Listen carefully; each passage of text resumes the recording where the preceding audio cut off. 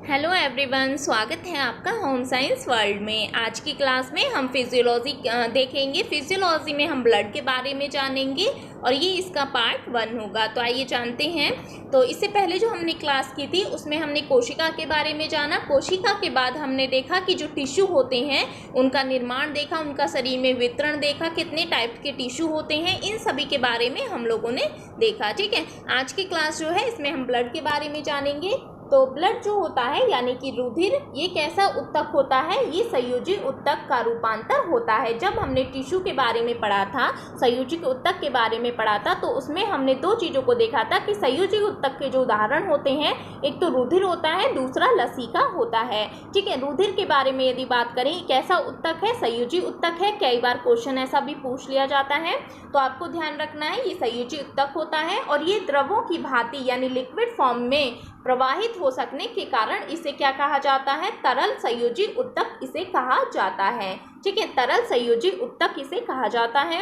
यह वाहिनियों द्वारा शरीर के प्रत्येक अंग में बहता है तथा पदार्थों के परिवहन का कार्य करता है और इसे सर्कुलेटरी टिश्यू भी कहा जाता है, क्योंकि ये क्या कर रहा है? परिवहन का कार्य करता है। सभी पदार्थों को पूरी बॉडी में यानी सभी अंगों तक ये पहुंचाता है, यानी सर्कुलेटरी टिश्यू का कार्य भी ये करता है। इसीलिए इसे सर्कुलेटरी टिश्यू कहा गया और इसे क्या कहा जाता है? संयोजिक उत्तक भी कहा जाता है। इस टाइप से क्वेश्चन पूछ लिया जाता है।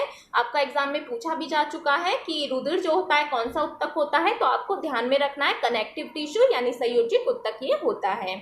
आगे बात करते हैं इसका पीएच कितना होता है। ठीक है, कई बार यहाँ से भी क्वेश्चन पूछा गया है। तो इसका जो पीएच होता है 7.4 होता है, यानी कि थोड़ा सा क्षारीय होता है। जो पीएच होता है 7 होता है पीएच, वो न्यूट्रल होता है। ठीक है, 7 से कम जो होता है वो अम्लीय प्रकार का होता है और 7 के बाद जो होता है वो क्षारीय होता है। तो इसका पीएच कितना होता है? 7.4 है, यानी कि ये थोड़ा सा क्षारीय होता है। ठीक है, ध्यान रखना है आपको, क्वेश्चन ऐसे ही पूछे जाते हैं। फिर है मानव शरीर में रक्त की मात्रा शरीर के भार के लगभग 7 से 8% की होती है। रक्त की मात्रा कितनी होती है? 5 से 6 लीटर होती है। ठीक है, बॉडी में रक्त की मात्रा कितनी है? 5 से 6 लीटर होती है। क्वेश्चन ऐसे ही बनते हैं। ठीक है, पूछ लिया जाएगा रुधिर क्या है? संयोजिक उत्तक होता है। कौन सा उत्तक है? संयोजी उत्तक है और ये सर्कुलेटरी टिश्यू भी कहा जाता है इसे। पीएच कितना हो गया? 7.4 इसका पीएच हो गया। बॉडी में रक्त कितना है? 5 से 6 लीटर होता है। आगे बात करते हैं ब्लड के बारे में। अब ये जो ब्लड है, रक्त है, इसमें क्या क्या पाया जाता है? तो देखिए, इसमें प्लाज्मा होता है और इसमें रुधिराणु होते हैं। प्लाज्मा कितना होगा? 55% प्लाज्मा होता है ब्लड में और 45% इसमें रुधिराणु पाए जाते हैं। ये दोनों ही चीजें आप लोग की महत्वपूर्ण है कि प्लाज्मा कितना है? 55%, रुधिराणु कितने हैं? 45% होते हैं। अब ये जो रुधिराणु होते हैं इनमें 3 चीजें होती हैं। कौन कौन सी? एक होते हैं आरबीसी, ठीक है, यानी रेड ब्लड सेल्स। दूसरे होते हैं डब्ल्यूबीसी यानी व्हाइट ब्लड सेल्स। तीसरे होते हैं ब्लड प्लेटलेट्स। ये तीनों चीजें रुधिराणु यानी 45% रुधिराणु जो है, जो कि किस अवस्था में है? ठोस अवस्था में होता है। प्लाज्मा कैसा होता है? लिक्विड फॉर्म में होता है। दोनों ही चीजें आपको ध्यान रखनी है। प्लाज्मा लिक्विड फॉर्म में होगा और रुधिराणु जो है सॉलिड फॉर्म में ये होते हैं। ठीक है, रुधिराणु जिनमें आरबीसी होंगे, डब्ल्यूबीसी होंगे और प्लेटलेट्स होते हैं। अब ये जो आरबीसी हैं, कभी कभी क्या होता है, इनके दूसरे नाम भी पूछ लिए जाते हैं कि जो आरबीसी है इसका दूसरा नाम आप बताइए, या फिर दूसरे नाम से आपसे क्वेश्चन करके पूछ लेगा, वहां पर आरबीसी नहीं लिखा होगा और पूछ लेगा इरिथ्रोसाइट्स के बारे में। तो आपको ध्यान रखना है इसका दूसरा नाम क्या है? इरिथ्रोसाइट्स। और डब्ल्यूबीसी जिन्हें हम व्हाइट ब्लड सेल्स कहते हैं, इनका दूसरा नाम क्या होता है? ल्यूकोसाइट्स इन्हें कहा जाता है। ठीक है, वहीं ब्लड प्लेटलेट्स इन्हें थ्रोम्बोसाइट इन्हें कहा जाता है। ठीक है, तीनों ही आपको ध्यान में रखना है। आगे चलते हैं, प्लाज्मा के बारे में जानते हैं। प्लाज्मा कैसे होता है? लिक्विड फॉर्म में होता है और 55% ब्लड में ये पाया जाता है, जिसमें 4 चीजें आपको ध्यान रखनी है। एक होता है वाटर प्लाज्मा में, ये कितना होगा? 90% प्लाज्मा में वाटर पाया जाता है। 7% इसमें प्रोटीन होता है। 2.9% इसमें खनिज तत्व यानी कि मिनरल्स पाए जाते हैं। वहीं 0.1% इसमें ग्लूकोज भी होता है। ठीक है, 4 चीजें हैं प्लाज्मा में। ये लिक्विड फॉर्म में है, सब वाटर है 90%, 7% प्रोटीन है, खनिज तत्व हैं 2.9%, 0.1% इसमें ग्लूकोज भी होता है। अब पूछ लिया जाता है कि जो प्रोटीन है प्लाज्मा में 7%, कौन कौन सी प्रोटीन है? तो इसमें 4 प्रकार की प्रोटीन है। एक है फाइब्रोनोजन, दूसरी है प्रोथ्रोम्बिन, तीसरी है ग्लोबुलिन और चौथी है इसमें एल्ब्यूमिन। इन चारों के नाम आप लोग को ध्यान में रखने हैं, ठीक है। आगे बढ़ते हैं। अभी जो प्लाज्मा है इसके कार्य क्या है? जो प्लाज्मा है इसका कार्य है रुधिर प्रवाह में सहायक, ठीक है। रक्त के पीएच को कंट्रोल करता है, ये थक्का जमाने में सहायक होता है, क्योंकि अभी हमने देखा कि इसमें प्रोटीन पाई जाती है, प्रोथ्रोम्बिन प्रोटीन होती है जो कि क्या करती है, रक्त का थक्का जमाने में सहायक होती है। आगे इसके बारे में हम जानेंगे, ठीक है। और क्या करता है, शरीर के ताप को नियंत्रण करने में भी ये सहायक होता है। और ये जो प्लाज्मा होता है इसका कलर कैसा होता है? मान लीजिए कलर आपसे पूछ लिया जाए तो प्लाज्मा का जो रंग है हल्का पीला होता है। कई बार क्वेश्चन ऐसे भी पूछ लिए जाते हैं। आगे बात करते हैं, जो हमने अभी रुद्राणु के बारे में जाना जो कि सॉलिड फॉर्म में होते हैं। 45% ब्लड में रुद्राणु पाए जाते हैं, जिनमें क्या क्या होता है? 3 चीजें इनमें हमने देखी, red blood cells, white blood cells और प्लेटलेट्स, ठीक है। यहाँ पिक्चर में भी आप देख पा रहे होंगे, ये आपके रेड ब्लड सेल्स हैं, ये व्हाइट ब्लड सेल्स हैं और इधर साइड आपके प्लेटलेट्स हो गए, ठीक है। तो इन्हीं के बारे में हम लोग डिटेल में पढ़ते हैं। अब ये जो आरबीसी हैं जिन्हें हम रेड ब्लड सेल्स बोलते हैं, इनका दूसरा नाम क्या है? इरिथ्रोसाइट इन्हें कहा जाता है। क्वेश्चन पूछ लिया जाएगा तो आपको ध्यान में रखना है। अब ये जो रेड ब्लड सेल्स हैं इनमें केंद्रक नहीं होता है। जब हमने कोशिका के बारे में जाना था तो हमने जाना था कि कोशिका के अंदर एक केंद्रक होता है, तो ये केंद्रक जो होता है आरबीसी में नहीं पाया जाता। और इसका एक अपवाद है कि जो ऊंट है और लामा है उनके आरबीसी में केंद्रक होता है, ठीक है। कभी क्वेश्चन ऐसा पूछ लिया जाए तो आपको ध्यान रखना है कि ऊंट और लामा को छोड़कर किसी के भी आरबीसी में केंद्रक नहीं होता है। अब इनकी संख्या पूछ ली जाती है तो वुमेन्स में 4 से 5 मिलियन और मैन में 5 से 6 मिलियन ये होती हैं, ठीक है, आरबीसी, जिन्हें हम रेड ब्लड सेल्स कहते हैं। दूसरा नाम आपको ध्यान में रखना है, इरिथ्रोसाइट इन्हें कहा जाता है। आगे बात करते हैं कि जो आरबीसी है इनकी जीवन अवधि कितनी होती है? तो जो आरबीसी है लगभग इनकी जो जीवन अवधि है 120 दिन की होती है। क्वेश्चन पूछा जाता है कि जो आरबीसी है इनकी जीवन अवधि कितनी होती है? 120 दिन की इनकी जीवन अवधि होती है। जो आरबीसी है इनका निर्माण कहाँ होता है? ठीक है, आरबीसी का जो निर्माण है ये बोन मैरो यानी अस्थि मज्जा में होता है। लेकिन जब बच्चा गर्भ में होता है, ठीक है, गर्भ में होता है तो उस बच्चे की जो आरबीसी है उनका निर्माण प्लीहा, जिसे हम स्प्लीन तथा लीवर में होता है, ठीक है। कहाँ होता है? प्लीहा और यकृत में होता है। कभी ऐसा क्वेश्चन बन जाए तो आपको ध्यान रखना है। वहीं जो आरबीसी है ये नष्ट कहाँ पर होती हैं? तो ये जो नष्ट होती हैं प्लीहा यानी स्प्लीन में ये नष्ट होती हैं, जिसे आरबीसी का कब्रिस्तान भी कहा जाता है। कई बार क्वेश्चन पूछ लिया जाता है कि जो आरबीसी है इसका कब्रिस्तान क्या है, कौन सा होता है? तो आपको बताना है प्लीहा को इसका कब्रिस्तान कहा जाता है। किसका? आरबीसी का, क्योंकि ये वहां पर नष्ट होती हैं, ठीक है। आगे बढ़ते हैं। अब ये जो आरबीसी है जिन्हें हम रेड ब्लड सेल्स बोलते हैं, इनका जो फंक्शन है, इनका कार्य क्या है?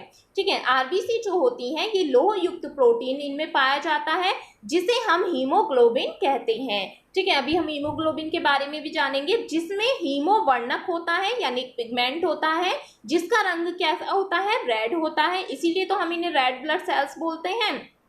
हीमोग्लोबिन जो होते हैं ये ऑक्सीजन तथा कार्बन डाइऑक्साइड के परिवहन में भाग लेते हैं। आगे बात करते हैं।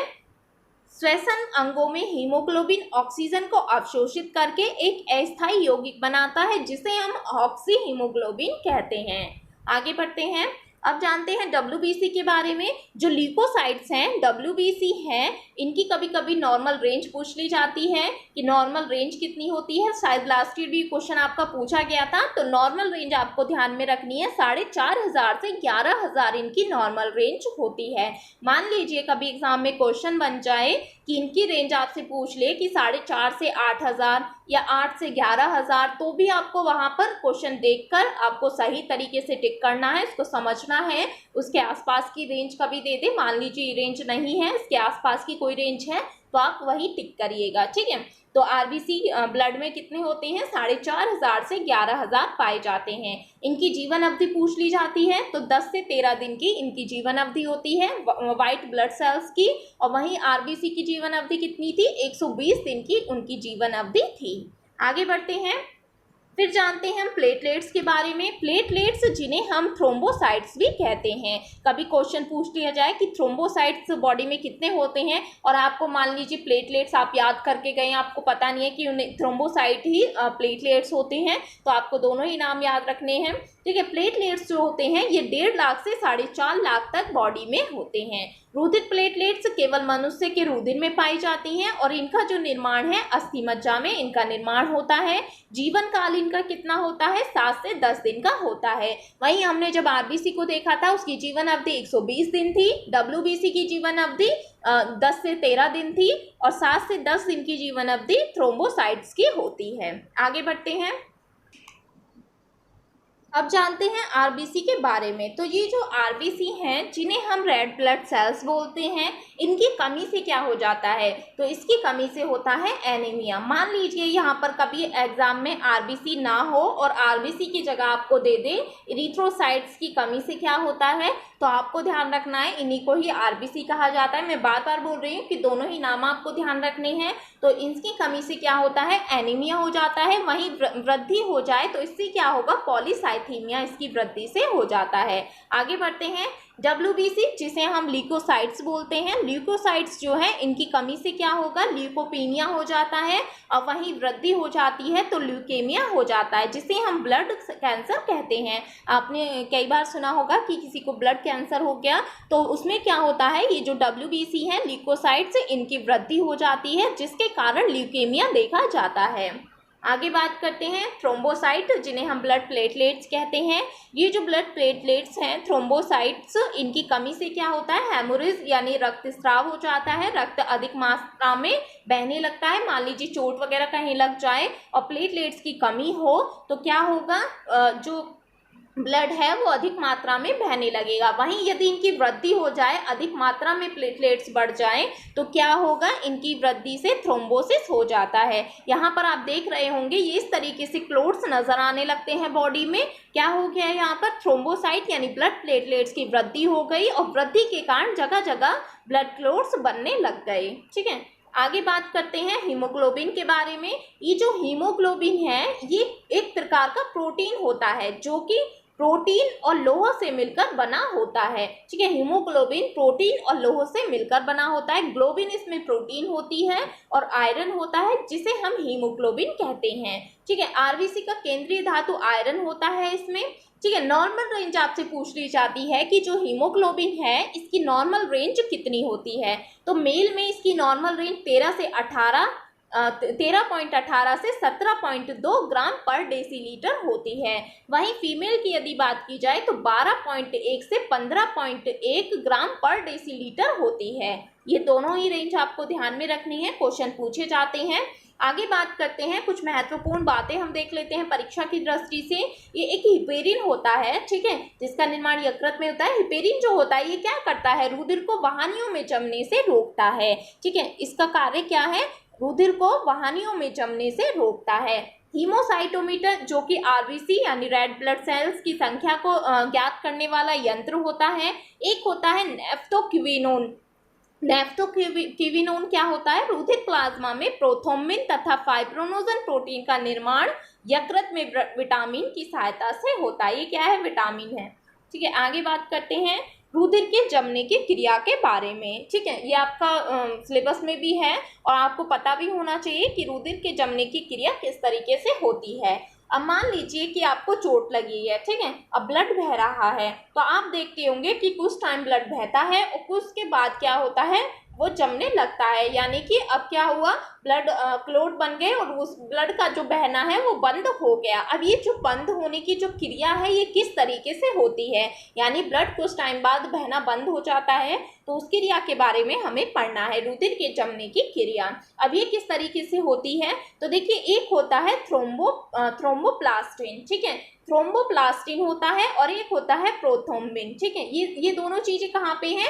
ये जो है ये ब्लड में ही पाई जाती हैं। प्रोथ्रोम्बिन ये क्या है, प्लाज्मा में पाए जाने वाला एक प्रकार का प्रोटीन होता है। अभी हमने देखा था प्रोटीन 7% प्रोटीन पाया जाता है प्लाज्मा में, जिसमें आपका प्रोथ्रोम्बिन भी होता है। तो ये क्या है, ब्लड में ही होते हैं, ठीक है। ये दोनों चीजें होती हैं और कैल्शियम होता है, ठीक है, कैल्शियम होता है। ये तीनों मिलकर किसका निर्माण कर रहे हैं, ये तीनों ब्लड में पाए जाते हैं और ये तीनों मिल जाते हैं तो एक थ्रोम्बिन का निर्माण करते हैं। अब ये जो थ्रोम्बिन है, थ्रोम्बिन और फाइब्रोनोजन मिलकर फाइब्रिन का निर्माण करते हैं, एक रेशे का निर्माण ये करते हैं। ये दोनों मिल जाते हैं। फाइब्रोनोजन क्या है, ये भी प्रोटीन है जो कि ब्लड में पाया जाता है, ठीक है। ये क्या है, ब्लड में पाया जाता है। थ्रोम्बिन भी आपका ब्लड में पाया जाता है। अब ये दोनों मिलकर क्या करेंगे, फाइब्रिन रेशे का यानी कि रेशे का निर्माण करेंगे। अब ये रेशे जो हैं ये क्या करेंगे, रेशे जो हैं ये क्या करेंगे, ये फाइब्रिन और जब ब्लड कॉर्पलस यानी रुधिराणु मिल जाते हैं तो ये क्या करते हैं, क्लोट का निर्माण करते हैं, ठीक है। देखिए यहाँ पर आप पिक्चर में समझेंगे, यहाँ पर आप देखिए कि इस तरीके से चोट लगी, ठीक है। अब यहाँ से क्या हुआ, जो ब्लड है ये सारा बाहर की तरफ बहने लगा, ठीक है। यहाँ पर पिक्चर में आप देख पा रहे होंगे ब्लड जो है ये क्या हुआ, बाहर की तरफ आने लगा। अब यहाँ पर आप देख रहे होंगे ये क्लोट जो है, ये फाइब्रिन है, यहाँ पर ये किस तरीके से, यहाँ पर आपको थक्का बना हुआ नजर आ रहा होगा। तो ये थक्के का निर्माण किस तरीके से हुआ, देखिए मान लीजिए कि ये आपके ब्लड यहाँ से बहा, ठीक है, बहने लगा। अब क्या हुआ कि थ्रोम्बोप्लास्टिन और प्रोथ्रोम्बिन, ये प्रोटीन है, प्रोथ्रोम्बिन और कैल्शियम ये सब मिलकर क्या करेंगे, थ्रोम्बिन का निर्माण करेंगे और थ्रोम्बिन और फाइब्रोनोजन फाइब्रिन रेशे का निर्माण करेगा। अब यहाँ से आपका ब्लड मान लीजिए बह रहा है और यहाँ पर क्या हुआ, छोटे छोटे ऐसे रेशे या मान लीजिए कोई लोहे के जैसे आपका कोई पाइप है, ठीक है। अब यहाँ से पानी आ रहा है, ठीक है, पानी आपका बह रहा है। अब इसको रोकना है तो क्या होगा कि लोहे के तार छोटे छोटे इस टाइप के बनने लगेंगे, इन जैसे कि मतलब ब्लड बह रहा है और रेशे जो हैं वो उनका निर्माण हो रहा है, जिसे हम फाइब्रिन कहते हैं। ये क्या करेंगे, ये ब्लड को बहने से रोकेंगे। अब यहाँ पर क्या हुआ, फाइब्रिन हुआ, ठीक है। अब ब्लड कॉर्पलस ये क्या करते हैं, रुधिराणु जो होते हैं ये क्लोटिन का निर्माण करते हैं। किसका निर्माण करते हैं, ब्लड क्लोट का निर्माण करते हैं। अब ये जो होते हैं इसमें क्या पाया जाता है, रुधिराणु जब हमने पढ़े थे तो उनमें हमने प्लेटलेट्स के बारे में पढ़ा था। प्लेटलेट्स क्या करते हैं, यहाँ पर आकर अटक जाते हैं, ठीक है, यहाँ पर आकर प्लेटलेट्स अटक जाते हैं और यहाँ पर रेशे का निर्माण तो हो ही गया है। अब यहाँ पर क्या हुआ, थक्के का निर्माण हो गया, जिसके कारण जो ब्लड है वो बाहर नहीं निकल पाएगा, यानी थक्के का निर्माण अब हो चुका है। अब एक चीज आपसे पूछ ली जाती है कि ब्लड क्लोट में क्या क्या चीजें शामिल होती हैं, क्या क्या हेल्प करती हैं। तो देखिए विटामिन के हेल्प करता है, ठीक है, विटामिन के हेल्प करता है। ये प्रोथ्रोम्बिन विटामिन के पर निर्भर होता है, ठीक है। खनिज यदि पूछ लिया जाए कि ब्लड क्लोट में कौन सा खनिज हेल्प करता है तो कैल्शियम होता है। अभी हमने देखा ब्लड सेल कौन सी हेल्प करती है, प्लेटलेट्स इसमें हेल्प करती है। यहाँ पर हमने देखा था, यहाँ पर प्लेटलेट्स क्या होती हैं, यहाँ पर आकर अटक जाती हैं। ये जो रेशे का निर्माण हुआ है, फाइब्रिन का निर्माण हुआ है, यहाँ पर क्या हुआ, प्लेटलेट्स यहाँ पर आकर अटक जाती हैं, जो कि क्या निर्माण कर रही हैं, जो कि ब्लड को रोक रही हैं, ठीक है। ये क्या है, ये ब्लड सेल्स ही तो हैं प्लेटलेट्स, ठीक है, क्या है ये ब्लड सेल्स हैं। प्लेटलेट्स को ही हम थ्रोम्बोसाइट्स कहते हैं। यदि आपको क्वेश्चन में ऐसे ना मिले कि ब्लड सेल कौन सी हेल्प करती है, वहां पर यदि प्लेटलेट्स ना लिखा मिले तो थ्रोम्बोसाइट्स आपको ध्यान में रखना है। दोनों ही नाम आपको ध्यान रखने हैं। यदि पूछ लिया जाए खनिज यानी मिनरल कौन सा हेल्प करता है तो कैल्शियम करता है, विटामिन के हेल्प करता है, ब्लड सेल प्लेटलेट्स होती है और एक फैक्टर भी पूछा जाता है। एक आपसे फैक्टर भी कभी कभी पूछ लिया जाता है। एक फैक्टर होता है क्रिसमस फैक्टर या फिर फैक्टर 9। ये क्या करता है, ये भी थक्के को सही ढंग से बनाने में मदद करता है। तो ये सारी चीजें जो है ब्लड क्लोटिंग में हेल्प करती हैं। तो ये हमने इतना जाना, ठीक है। आई होप आप सभी को समझ भी आ गया होगा। अगर किसी को कोई भी जरा भी डाउट हो आप कमेंट सेक्शन में लिख दीजिएगा। ये इसका पार्ट 1 था। नेक्स्ट वाली जो क्लास होगी उसमें हम जानेंगे ब्लड ग्रुप के बारे में, एंटीजन क्या होते हैं, एंटीबॉडीज क्या होती हैं और लसिका के बारे में जानेंगे, ठीक है। तो ये हमने देखा रुधिर क्या है, संयोजिक ऊतक है, ठीक है, इसे सर्कुलेटरी टिश्यू भी कहते हैं। क्षारीय होता है, pH 7.4 होता है। रक्त की मात्रा 5 से 6 लीटर होती है। रक्त में क्या क्या पाए जाते हैं, प्लाज्मा होते हैं, रुद्राणु होते हैं। प्लाज्मा 55%, 45% इसमें रुद्राणु होते हैं, जो कि आरबीसी, डब्ल्यूबीसी और ब्लड प्लेटलेट्स होते हैं। इनके दो नाम भी आप याद रखिएगा। प्लाज्मा जो होता है, जो कि लिक्विड फॉर्म में होता है, 55% होता है। इसमें 90% वाटर होता है, 7% प्रोटीन होती है और 2.9% इसमें मिनरल होता है, 0.1% इसमें ग्लूकोज भी पाया जाता है। प्रोटीन आप देख लीजिएगा कौन कौन सी होती है, फाइब्रोनोजन, प्रोथ्रोम्बिन, ग्लोबुलिन और एल्ब्यूमिन प्रोटीन पाई जाती है। प्लाज्मा के कार्य हमने देखा, रंग कैसा होता है, हल्का पीला होता है। फिर हमने जाना इनके बारे में, रुद्राणुओं के बारे में, जिनमें हमने आरबीसी को देखा। आरबीसी में केंद्रक नहीं होता है, ऊंट और लामा को छोड़कर। अवधि इनकी 120 दिन होती है। निर्माण अस्थि मज्जा में होता है और नष्ट कहाँ होती है, प्लीहा में होती है, ठीक है। डब्ल्यूबीसी इनकी रेंज कितनी है, 4,500 से 11,000 होती है। अवधि कितनी है, 10 से 13 दिन की होती है। थ्रोम्बोसाइट के बारे में हमने जाना, 1.5 से 4.5 लाख की होती हैं। ब्लड प्लेटलेट्स और इनका निर्माण कहाँ पर होता है, अस्थि मज्जा में होता है। जीवन अवधि 7 से 10 दिन की होती है। वृद्धि हो जाएगी यदि रेड ब्लड सेल्स की, तो एनीमिया हो जाएगा, कमी हो जाएगी तो एनीमिया हो जाएगा। वृद्धि हो जाएगी तो पॉलीसाइथीमिया हो जाएगा। ल्यूकोसाइट्स, जिन्हें हम डब्ल्यूबीसी कहते हैं, कमी से ल्यूकोपेनिया हो जाता है और वृद्धि से ल्यूकेमिया हो जाता है। थ्रोम्बोसाइट्स, जिन्हें हम ब्लड प्लेटलेट्स कहते हैं, कमी से क्या होगा, रक्तस्राव होने लगेगा और वृद्धि से क्या होगा, ब्लड क्लोट्स बनने लगते हैं, ठीक है। हीमोग्लोबिन के बारे में हम जाना, नॉर्मल रेंज इसकी हमने देखी। फिर हमने कुछ अन्य बातों के बारे में भी जाना, ब्लड की जमने की क्रिया किस तरीके से होती है, सारा आपको ध्यान रखना है। क्या क्या इसमें, कौन सा इसमें विटामिन है, विटामिन क्या हेल्प करता है, रेशम कौन सा है, इसमें खनिज कौन सा है, कैल्शियम खनिज इसमें हेल्प कर रहा है, ठीक है। यहाँ पर हमने देखा ना, कैल्शियम खनिज इसमें हेल्प कर रहा है। एक चीज और हमने देखी इसमें कि जो ब्लड रुद्राणु है वो कौन सा हेल्प करता है, तो वो थ्रोम्बोसाइट्स इसमें होता है, ब्लड सेल, ठीक है। ब्लड सेल कौन सी हेल्प करती है, थ्रोम्बोसाइट्स, जिसे हम प्लेटलेट्स कहते हैं। ये हमने जाना, ठीक है। अगर किसी को कोई भी डाउट हो आप कमेंट सेक्शन में लिख दीजिएगा, हम नेक्स्ट वीडियो जब भी आपकी क्लास होगी उसमें करा देंगे। और कल आपका यूजीसी नेट फर्स्ट पेपर हम लोग कराएंगे, जिसमें हम लोग देख लेंगे, ठीक है।